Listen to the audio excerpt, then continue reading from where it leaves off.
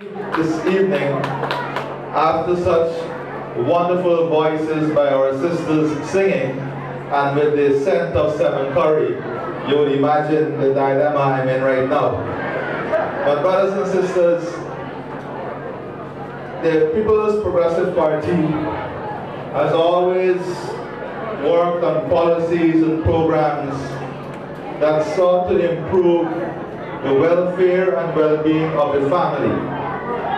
And I think over the years, in all these communities, you would have seen many initiatives that were geared at improving the welfare of families, whether it was the uniform allowance, the transportation grant, or all the other social services that would have been created when we were in government, or the subsidies that were given to Gaisuku, to the Wales estate, to farmers, to ensure that families are happy, to ensure that families have the basic necessity that would ensure their survival, that would ensure that they function as a family. Because the strength of a community depends heavily on the strength of a family.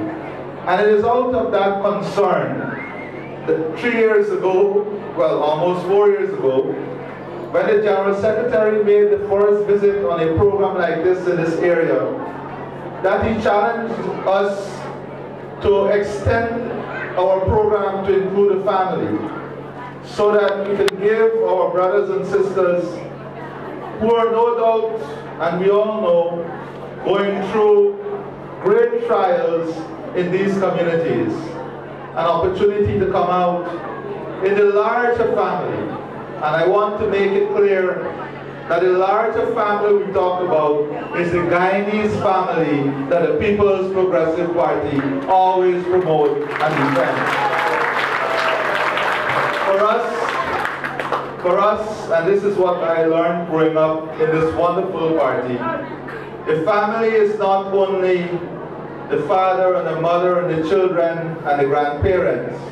For us, the family is all of Guyana. When we speak about our people, our family, it is all of Guyana. And that is why whenever we plan programs, we try to ensure that the entire community is involved. Because we are all in this together. We are all in the struggles together. We all have to make sacrifices together. We all live in the same country. We all share the same space. We all share the same circumstances.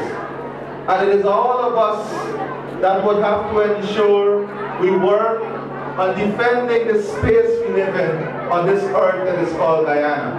And I want to ask all of us here that as we reflect on the years, as we reflect on previous holy, that we understand the journey of life, that we understand where we were 5 years ago, where we are today, the circumstances that led to where we are today.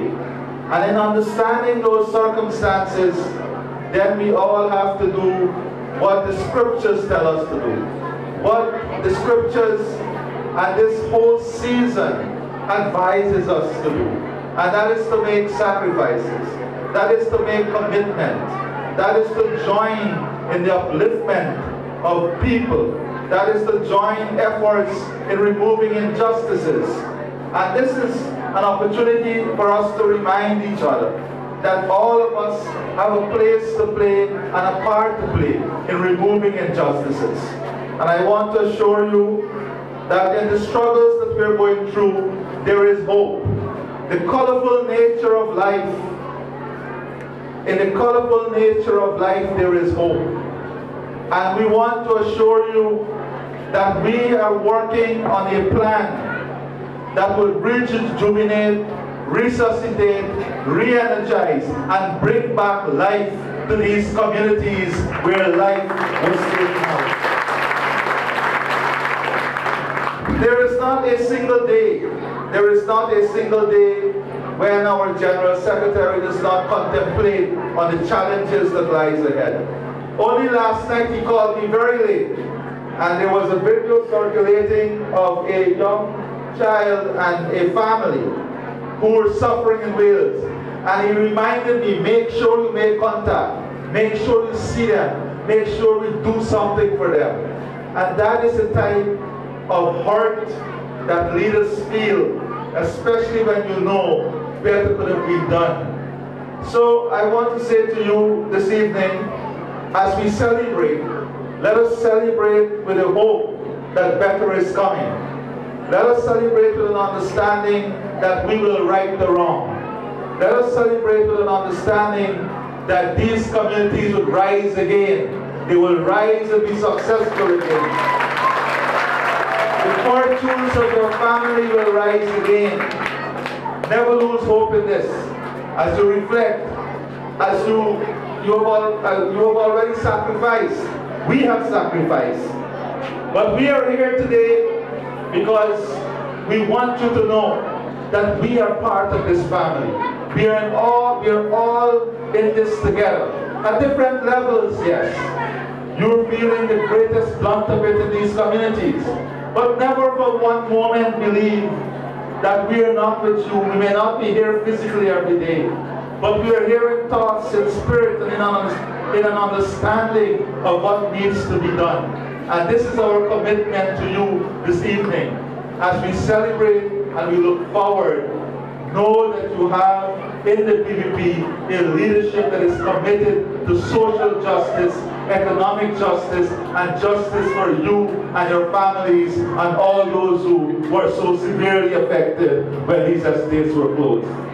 So brothers and sisters, I don't want to be long, but I want to assure you that in the spirit of this beautiful season, we are here with you, we are here with all Guyanese, and we want to let you understand something.